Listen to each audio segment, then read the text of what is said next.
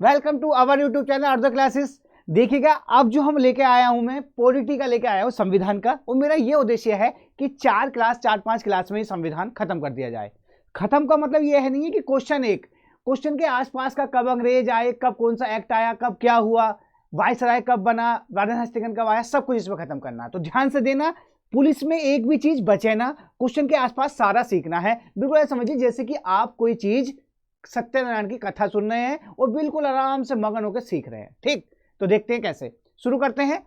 देखिए, हमारा आज की क्लास है फाइनल टच बैच रखा हुआ है, क्योंकि इसमें क्या आप फाइनल दे रहे हैं। कहीं भी पढ़ें आप, यहाँ आपने आपको चेक करें कि आप कितना सीखे गए हैं और ये कितने यहाँ पे सीखेंगे। ठीक, तो शुरू करते हैं। फर्स्ट क्वेश्चन हमारा है भारतीय राज्य व्यवस्था और संविधान का। फर्स्ट क्वेश्चन हमारा है, भारत की संविधान सभा किसके कहने पर बनाई गई थी। क्वेश्चन यह है, संविधान सभा यानी कि क्या चीज, संविधान सभा किसके कहने पर बनाई गई थी, यह क्वेश्चन है। कि वेवल प्लान, क्रिप्स मिशन, अगस्त ऑफर, कैबिनेट मिशन। तो पहले तो आप इसका आंसर बताइएगा, फिर आंसर बताने के बाद अब तुम्हें अगर ये याद है पहला क्वेश्चन, विश्वास मानिए आप बिल्कुल एकदम सही पढ़ रहे हैं, और नहीं याद है तो आप सीखिए पढ़ना कैसे है। तो शुरू करते हैं। देखो, ये हमारा क्या हुआ, अंग्रेज जब आए, वो कब आए, यानी कि 1600 ईस्वी में। याद रखना एक चीज, 1600 में एक वीडियो में एक क्वेश्चन से कोशिश मेरी ये है कि सब क्लियर कर दूं। 1600 ईस्वी में बनी ब्रिटिश ईस्ट इंडिया कंपनी। क्या बनी? British east India company. उनका यह मकसद था कि वो 20 साल के लिए आएंगे भारत, और भारत से व्यापार करने का उद्देश्य था। तो इस कंपनी में 217 साझेदार थे। कितने साझेदार थे? 217। और ये कंपनी की स्थापना जो हुई वो हुई लंदन में, ब्रिटेन में। और किसने की? महारानी एलिजाबेथ प्रथम ने।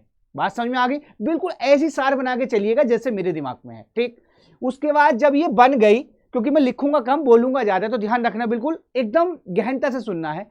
उसके बाद 1613 में, 1639, 1661 और 1698, यानी कि ये तीनों साल में, याद रखना, 1639 में क्या हुआ, यानी कि मद्रास दे दिया गया अंग्रेजों को। 1661 में क्या हुआ, बंबई दे दिया गया। क्या दे दिया गया? बंबई दे दिया गया। और 1698 में जब अंग्रेज कायम हो गए तो 3 गांव उन्होंने खुद खरीद लिए, यानी कि एक तो गोविंदपुर, कौन सा पुर? गोविंदपुर। दूसरा खरीद लिया सुतारत्ती, और तीसरा बना लिया कलकत्ता। और इन सब से मिला के बनाया गया क्या? बंगाल प्रेसिडेंसी या कलकत्ता प्रेसिडेंसी। तो इस तरीके से अंग्रेजों के पैर यहां पर इंडिया में पड़ गए। उसके बाद होता क्या है, 1726 का, याद रखना, एकदम सीखना है, मैं रिवीजन कर रहे हैं हम। 1726 का राजलेख आया। उसमें क्या था? उसमें 2 चीजें बहुत बड़ी हुई। एक तो क्या? प्लासी की लड़ाई, और दूसरा बक्सर की लड़ाई। तो सवाल पूछता है कि बताइए, प्लासी की लड़ाई, किसकी लड़ाई? प्लासी का युद्ध। याद रखना, मेरा एक क्वेश्चन टारगेट है, प्लासी का युद्ध किस किस के बीच हुआ। तो प्लासी का युद्ध बताओ, बिल्कुल वीडियो के साथ साथ भैया, एक क्वेश्चन नहीं है ये पूरा खत्म। प्लासी का युद्ध हुआ एक तो अंग्रेजों के बीच, और दूसरा किसके बीच? सिराजुद्दौला। आधे लोग लगा के आते हैं सिराजुद्दौला, यानी कि सिराजुद्दौला और अंग्रेजों के बीच हुआ। अंग्रेजों का सेनापति कौन था? अंग्रेजों का सेनापति था कौन? रॉबर्ट क्लाइव, जो कि बंगाल का पहला गवर्नर बना। बात समझ में आ गई? और तो इसमें कौन जीत गए? इसमें जीत गए अंग्रेज, और हार गया कौन? सिराजुद्दौला। तो इस युद्ध को कहा जाता है the turning point of India, क्योंकि इस युद्ध से क्या हुआ कि नींव पड़ गई। क्या पड़ गई? नींव पड़ गई। अंग्रेजों का बिल्कुल हौसले बुलंद हो गए। बात समझ में आ गई? तो उसके बाद दूसरा युद्ध हुआ, मैं साथ साथ बिटाते बताऊंगा, नोट करते रहना। दूसरा युद्ध हुआ हमारा बक्सर का। अब एक चीज है ना, मुझे बताइएगा, देखो बिल्कुल टेक्निक से पढ़ना है, यहां तक आ गए हम। बक्सर कहां है और प्लासी कहां है? तो ये चीजें भी पूछ सकता है वो। जैसे उसने पूछा, बताइए लुम्बिनी कहां है? लुम्बिनी में जन्म हुआ था, तो लुम्बिनी कहां है? आधे सोच रहे हैं भारत में है, जबकि लुम्बिनी कहां था? नेपाल में। याद रखना, अब तुम देख रहे होगे मैं हर तरीके की वीडियो लाना और याद कर रहा हूं, इसका मतलब यह है कैचिंग पावर इतनी होनी चाहिए भैया, तभी सेलेक्ट हो गए। तो बक्सर का युद्ध किस किस के बीच हुआ? एक ही है सवाल। प्लासी का हो गया। बक्सर का युद्ध हुआ किसके?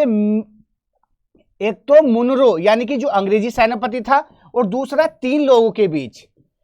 एक तो कौन सा, शाह आलम, साथ साथ नोट करते रहिएगा, शाह आलम सेकंड। दूसरा मीर कासिम, वाह क्या चीज है ये, इसमें बताऊंगा क्या चीज आएगी, शाह आलम, मीर कासिम। और तीसरा हुआ हमारा क्या, शाह आलम द्वितीय, मीर कासिम और सुजाउद्दौला, सुजाउद्दौला। इसमें बहुत लोग कंफ्यूज होते हैं, याद रखना। देखो मीर कासिम, सवाल आता है कि बताइए किसने किसे धोखा दिया, बक्सर के युद्ध में किसे धोखा मिला, तो याद रखना मीर कासिम को। और धोखा दिया किसने, मीर जाफर ने, याद रखना उसका दामाद था वो, उसने उसे धोखा दे दिया। तो बक्सर का युद्ध हो गया 1726 का राजलेख। यहां तक क्लियर। अब आते हैं आगे, साथ साथ बिल्कुल ऐसा समझिए कि बिल्कुल एकदम एक ही वीडियो में सब क्लियर। उसके बाद आते हैं 1773 का एक्ट। 1773 में एक चीज विशेष बनी, क्या, सुप्रीम कोर्ट की स्थापना। किसकी स्थापना, सुप्रीम कोर्ट ऑफ इंडिया की स्थापना हुई, जिसमें 4 जज थे। कितने जज थे, 4। मैं स्पीड इसलिए रख रहा हूं कि ज्यादा सिखा पाऊं बस। एक तो एलिजा एम्पे, चैम्बर,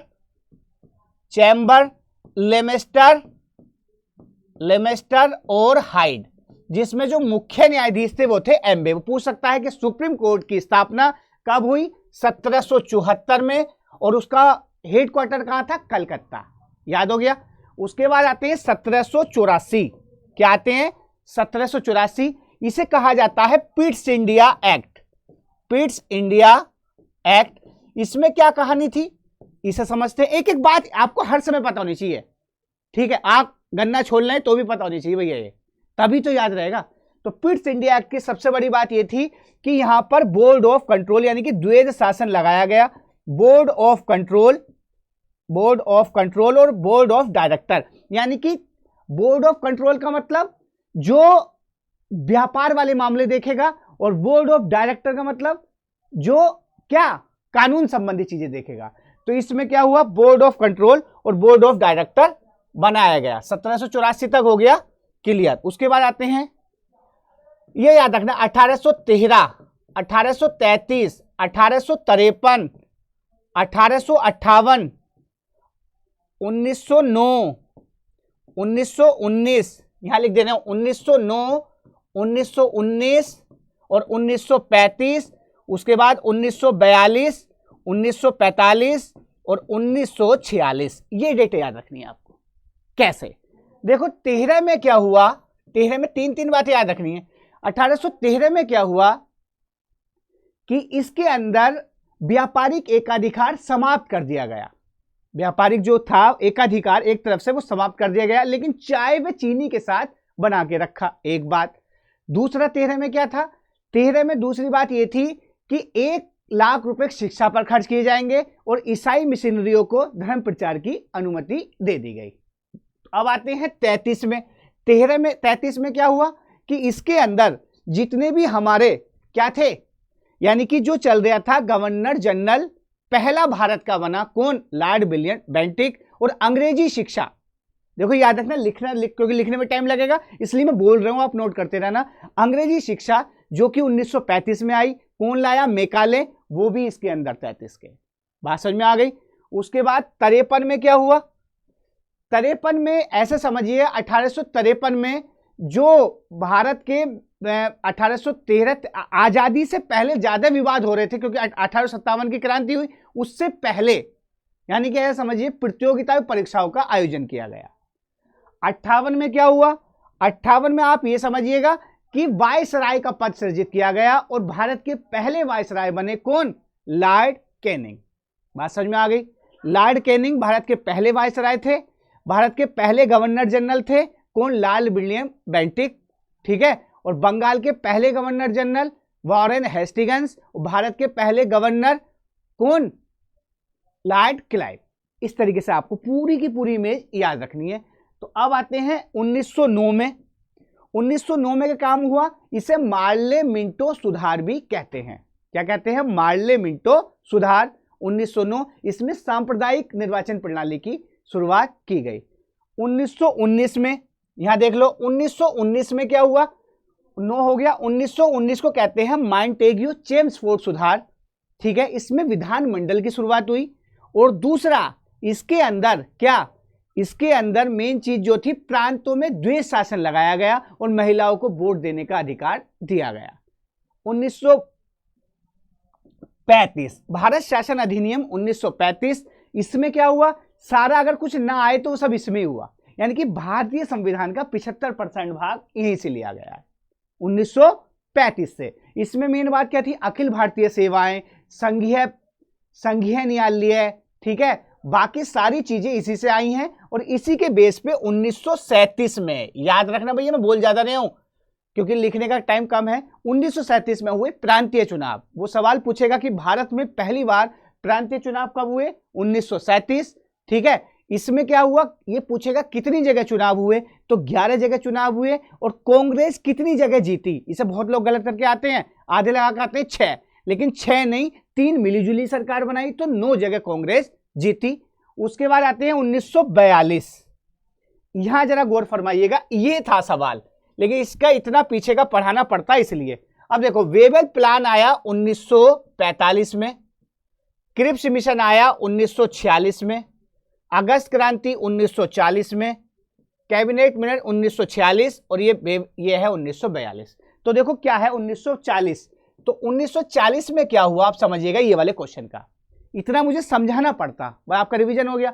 1940 में क्या हुआ, वर्धा में एक अंग्रेजों भारत छोड़ो आंदोलन उद्देश्य शुरू किया गया, इसे अगस्त क्रांति के नाम से जाना जाता है 1940। उसके बाद क्या हुआ, ये हो गया, और वहीं पर यानी कि वहीं पर करो या मरो का नारा दिया गया, किसके माध्यम से, करो या मरो का नारा किसने दिया, महात्मा गांधी ने। और दिल्ली चलो का नारा पंडित जवाहरलाल नेहरू से। और 1940 में सबसे बड़ी मेन बात यह है, 1940 में पवनार आश्रम में व्यक्तिगत सत्याग्रह शुरू किया गया, जिसके पहले सत्याग्रही विनोबा भावे थे और दूसरे पंडित जवाहरलाल नेहरू। भैया सब नोट करते थे ना दिमाग में, मैंने बहुत कुछ बता दिया। अब फिलहाल वेवेल योजना आई 1945, इसका उद्देश्य क्या था कि जब 39 से 45 तक द्वितीय विश्व युद्ध हुआ, कितना, 2 विश्व युद्ध हुए, 14 से 18, 39 से 45, तो ये योजना इसलिए आई थी कि आप हमें द्वितीय विश्व युद्ध में साथ दीजिएगा और हम जो हैं आपके संविधान को, संवैधानिक तरीकों को, आजादी की तरफ विचार करेंगे, ये कहती थी वेवेल योजना। 1945 में आई। क्रिप्स मिशन आया 1942 में, इसके जो अध्यक्ष थे स्टैनफोर्ड क्रिप्स थे, ठीक है। इसमें क्या था, क्रिप्स मिशन में आजादी से रिलेटेड था मामला, 1942 में आया। अगस्त ऑफर देखो मैंने बता दिया, अगस्त क्रांति 1940 में, जिसमें वर्धा में हुई, और करो या मरो का नारा दिया गया। ये था कैबिनेट मिशन 1946, मेन बात ये थी। तो कैबिनेट मिशन पूछा 1946 में दिल्ली, ये भी पूछ सकता है वो। कैबिनेट मिशन प्लान से ही संविधान सभा का गठन का आधार बना, किससे, कैबिनेट मिशन प्लान से। उसके बाद कैबिनेट मिशन प्लान में 3 आदमी थे, एक तो कौन से, cabinet mission plan Stafford Cripps, Pethick Lawrence और अलेक्जेंडर। इसके जो अध्यक्ष थे वो थे पैंथिक लॉरेंस। मैंने बहुत सारी चीजें एक ही क्वेश्चन से बता दी। फिलहाल आधार कौन सा बना, कैबिनेट मिशन 1946। इतना सबको आपको एक साथ याद रखना है भैया। आगे आते हैं। अब अगला क्वेश्चन यह है, प्रथम केंद्रीय सभा का गठन कब किया गया। आप देखो क्वेश्चन निकालने बस। ये किया गया 1920 में, किससे, जो 1919वां मार्टेगियो चेम्सफोर्ड सुधार था, उसके बेस पर यह केंद्रीय विधानसभा का द्विसदनात्मक विधायिका बनाई गई, तो इसलिए इसका आंसर हो गया 1920। अब आपने आपको चेक करिएगा आप बस। अगला क्या है, जिस संविधान सभा द्वारा भारत के संविधान का अधिनियम किया गया उसके सदस्य कौन थे, ये तुम्हें बताना है। तो देखो संविधान सभा में जो मेन रोल था वो 389 सदस्य थे। कितने थे, 389, जिसमें याद रखना 92, 293, 292 और 4 2 6 92, 292, 293 और 4, ये थे 92, 293 और 4। ये ब्रिटिश शासन से थे, ये देशी रियासत कश्मीरी रियासत से और ये थे देशी रियासतों से। 92, 293, 4, ठीक है। थोड़ा आगे पीछे मतलब कि एक साथ याद रखना है ना। तो ये हो गए। तो ये कहां से थे? विभिन्न प्रांतों की विधानसभाओं द्वारा निर्वाचित। याद रखना ये 292, 93 और 4। आगे आते हैं।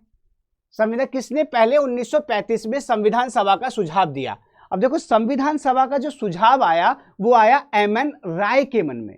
किसके? एमएन राय। तो इसका आंसर हो गया एमएन राय। अब तो क्वेश्चन करने हैं सिर्फ, वो आप अपने आप को चेक करते रहिएगा। भारत की संविधान सभा की पहली बैठक की अध्यक्षता किसने की? अब इस पे आते हैं। देखो भारतीय संविधान सभा में कितनी बैठकें हुई? ये हुई टोटल 11। कितनी बैठकें हुई? 11। पहली, दूसरी और तीसरी ये सबसे इंपॉर्टेंट है, याद रखना।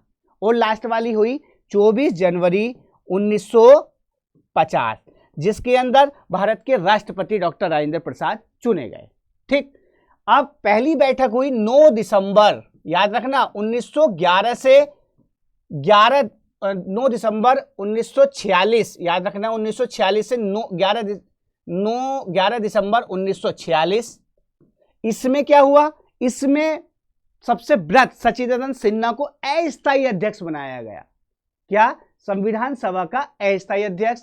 दूसरी हुई 11 दिसंबर 1946 से 13 दिसंबर 1946 तक।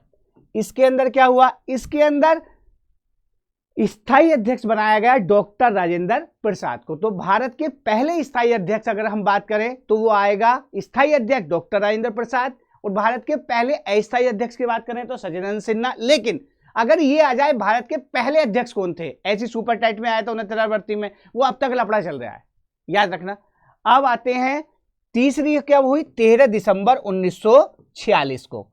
ये आपको रिवीजन बैच है, ये फाइनल टच, आप अपने आप को चेक कर दीजिएगा और याद भी करते रहिएगा। 13 दिसंबर 1946 को हुई कौन सी? तीसरी बैठक। इसमें उद्देश्य प्रस्ताव लाया गया पंडित जवाहरलाल नेहरू के द्वारा। और लास्ट बैठक 24 जनवरी 1950।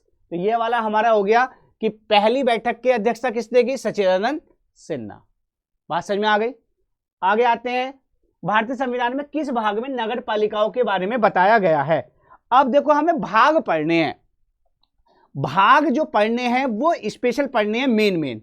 जैसे 1, 2, 3, 4, 5, 8 और 9, ठीक है, 10।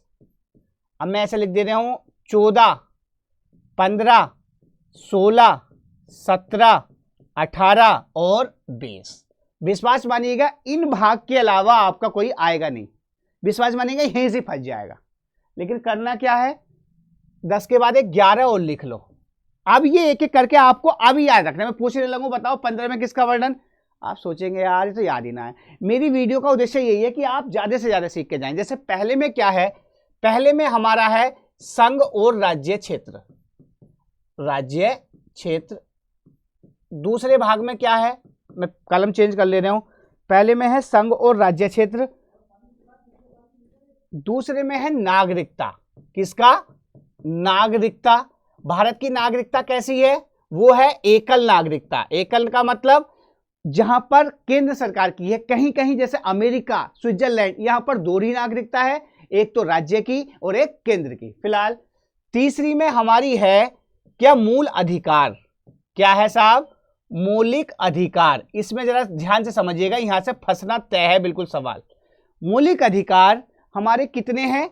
6 हैं। कैसे याद रखना? EFER ER। अगले उसमें बता दूंगा 6। क्या? इक्विटी, समानता, यानी कि 14 से 18 आर्टिकल यहां आएगा। फ्रीडम 19 से 22 यहां आएगा। ये आ जाएगा एक्सप्लोटेशन का मतलब 23-24 यहां आएगा। 25 से 28 क्या? रिलीजन, धार्मिक, इसमें आएगा। और ई का मतलब एजुकेशन 29-30 यहां आएगा और 32 यहां आएगा। यह है संवैधानिक उपचारों का अधिकार। पूछता है कि बताइए संवैधानिक यानी कि मूल अधिकारों की आत्मा किसे कहते हैं? तो आर्टिकल 32। और संविधान की आत्मा प्रस्तावना, जो कि कहां से ली गई है? ऑस्ट्रेलिया से। फिलहाल अब आते हैं किस पे? चौथे पर। चौथे पर हमारा क्या है? डीपीएसपी यानी कि क्या, राज्य के नीति निदेशक तत्व। इसका कहां से है, ये था 12 से 35 और ये है 36 से 51। सब ऐसी रट्टा होना चाहिए भैया, बात समझ में आ रही है। उसके बाद आते हैं 5 पर। कौन से पर, 5 पर क्या है, संगठनात्मक व्यवस्था। संगठनात्मक व्यवस्था, विश्वास मानिए रिवीजन बैच है ये, संगठनात्मक व्यवस्था। उसके बाद आते हैं 8 पर यूटी, यानी कि सवाल पूछ सकता है कि बताइए केंद्र शासित प्रदेश का कौन सा भाग है, तो वो है केंद्र शासित का 8वां यानी कि यूटी। अब आते हैं 90 पर।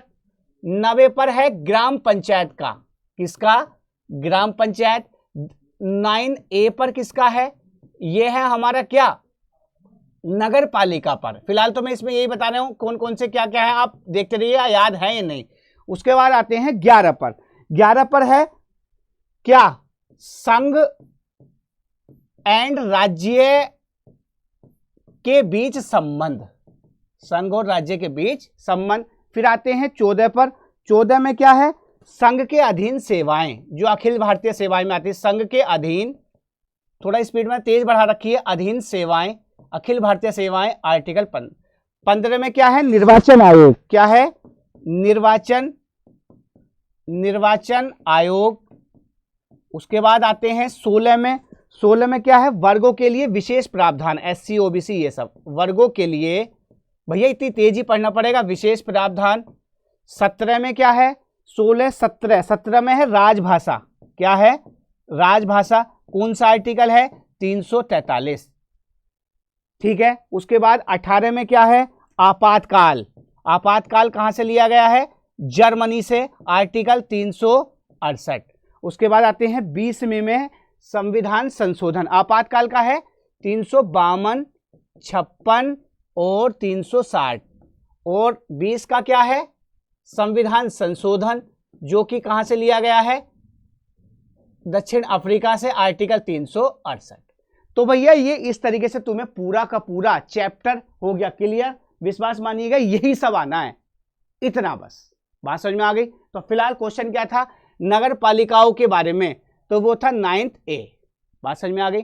नगर पालिका क्या होती है, देखो नगर निगम जो मंडल स्तर पर चुना जाता है जिसे मेयर होते हैं, दूसरा नगर पालिका, और तीसरा नगर पंचायत जो छोटे से उसमें होती है। बात समझ में आ गई। आगे आते हैं 1773 के अधिनियम के दोषों को दूर करने के लिए ब्रिटिश संसद द्वारा पारित किया गया कौन सा अधिनियम, जो ईस्ट इंडिया कंपनी अधिनियम 1784, पहले ही बता दिया, वो एक ही वीडियो में क्वेश्चन बताया भैया। 1784 कौन सा था, पिट्स इंडिया एक्ट, जिसके अंदर बोर्ड ऑफ क्या बनाया गया, कंट्रोल। आगे आते हैं भारतीय संविधान के किस भाग में केंद्र शासित प्रदेशों का प्रावधान है, तो मैंने अभी बताया केंद्र शासित प्रदेश। केंद्र शासित प्रदेश किसमें है, ये अभी बताया है यूटी यानी कि 8 में। बात समझ में आ गई, सब वही है भाग। आगे आते हैं पार्ट XB यानी कि 15 भाग कौन सा है, बस वही सिंपल सी एक साथ याद रखने हैं। उसका फोटो ले लीजिएगा। निर्वाचन, देखो निर्वाचन भी 2 होते हैं, निर्वाचन आयोग, आर्टिकल कौन सा निर्वाचन का, 324। एक तो ये याद रखना है, निर्वाचन आयोग का आर्टिकल 324 से स्टार्ट होता है। इसमें क्या है, अब एक चीज पूछ सकता है कि बताइए, एक तो राज्य निर्वाचन आयोग होता है और एक केंद्रीय निर्वाचन आयोग होता है। तो केंद्रीय निर्वाचन आयोग किस किसके निर्वाचन कराता है और राज्य निर्वाचन आयोग किस किसके कराता है। जैसे पूछने लगे कि बताइए कि पंचायत स्तर के जो चुनाव होते हैं प्रधानी वाले, उसमें कौन कराता है, तो वो होता है राज्य निर्वाचन आयोग। और राज्य निर्वाचन आयोग का जो आर्टिकल है वो कितना है, ये पूछ सकता है। दूसरी बात 243 के, राज्य निर्वाचन आयोग का आर्टिकल है 243 के, याद हो गया। और 324 केंद्रीय वाला। और जिस तरह MP, MLA, राष्ट्रपति, उपराष्ट्रपति, ये सब केंद्रीय निर्वाचन आयोग कराता है। तो ये भी पूरा फाइनल हुआ। आगे आते हैं GV मावलंकर भारत की संविधान सभा के अध्यक्ष थे, तो देखो यहां से आ सकता है, ये थे प्रकार्य समिति के, जैसे यहां से इंपोर्टेंट है प्रारूप समिति के अध्यक्ष। बात समझ में आ गई। संचालन समिति के अध्यक्ष, बात समझ में आ गई। तो प्रारूप अंबेडकर, संचालन राजेंद्र प्रसाद, या पूछ सकता है क्या, प्रारूप हो गया, पूछ सकता है झंडा समिति के, इसे बहुत लोग गलत करते हैं, तो झंडा समिति के बताओ। अब भैया मेरे साथ साथ बताना, तुम्हें 1-1 घंटे में रिवीजन करना है। तो संचालन समिति के हो गए, प्रारूप समिति और झंडा समिति के हैं डॉक्टर राजेंद्र प्रसाद। किसी किसी बुक में दे रखा है कृपलानी, जो कि क्या है, गलत। आगे आते हैं अब, भारत में एकल नागरिकता, पहले बता दिया, नागरिकता कहां से ली गई है, ब्रिटेन से। यहां से जो फंसने वाला सवाल है, देखो, मौलिक अधिकार कहां से लिया गया है, अमेरिका से। संसदनात्मक व्यवस्था, एक वर्ड आएगा संसदनात्मक व्यवस्था, ऐसे सवाल ना देके उसने दे दिया फेडरल सिस्टम। फेडरल सिस्टम कहां से लिया गया, आ रहे कंफ्यूज, क्योंकि भैया वो इंग्लिश में भी दे सकता है। तो फेडरल सिस्टम कहां से, वो है कनाडा से। कहां से, कनाडा। तो फिलहाल आंसर क्या हो गया इसका, एकल नागरिकता, ब्रिटेन। आगे आते हैं, हमारे संविधान की प्रस्तावना में कोई उल्लेख नहीं है। ये बड़ा अच्छा सवाल है। ये दो सवाल बहुत फंसने वाले हैं, एक तो दिल्ली को एनसीआर का दर्जा और दूसरा वयस्क मताधिकार। तो वयस्क मताधिकार का जो वर्णन नहीं है, वहां से क्या हुआ था, 21 साल करी थी उम्र, और वो था 61वां संविधान संशोधन 1989। एक तो तुम्हें ये याद रखना है, और दूसरा जो याद रखना है, दिल्ली को एनसीआर का दर्जा याद रखना, ये था 69वां संविधान संशोधन 1992। तो दोनों के दोनों विश्वास मानना, फंसेगा फंसेगा बिल्कुल, ठीक। तो आप कृपया करके रिवीजन करते रहिएगा। फिलहाल आंसर ये हो गया। आगे आते हैं, उस देश का नाम बताइए जिसमें संशोधन के लिए प्रक्रियाओं की संवैधानिक सुविधाओं को भारत में सुधार के लिए दिया गया। तो संशोधन, संविधान संशोधन आर्टिकल 368 और भाग 20 कहां से, दक्षिण अफ्रीका। ऐसे पढ़ना है, बात समझ में आ रही है। आगे आते हैं, इतनी तेजी से पढ़ना है। कौन सा भारत को एक सेकुलर राज्य के रूप में वर्णन करता है, तो सेकुलर राज्य, आधे लोग लगा के आएंगे राज्य की वजह से कि ये निर्देशक सिद्धांत, लेकिन इसका आंसर क्या है, प्रस्तावना। इसमें इसका वर्णन है। बात समझ में आ रही है। प्लीज, आपको वीडियो अच्छी लग रही हो, स्पीड तो भैया तेज रखनी पड़ेगी, आप कृपया करके फॉलो करें और ज्यादा से ज्यादा शेयर करें। आगे आते हैं, अगला क्या, भारतीय संविधान में अवशिष्ट शक्तियों का विचार संविधान से लिया गया है। अवशिष्ट शक्तियां, यहां से ये सवाल है, अवशिष्ट शक्तियां का इंग्लिश में से लिखा नहीं, ये है कनाडा। बात समझ में आ गई। आगे आते हैं, अब ये हो गया आपका खत्म, ठीक है। और मुझे उम्मीद है कि आपको मेरी वीडियो अच्छी लग रही होगी। नेक्स्ट वीडियो के साथ आते हैं, अगला पूरा चैप्टर क्लियर करेंगे। जय हिंद, थैंक यू। राधे राधे हमारे साहब। वो बंद, उधर बंद कर दो, बंद उधर।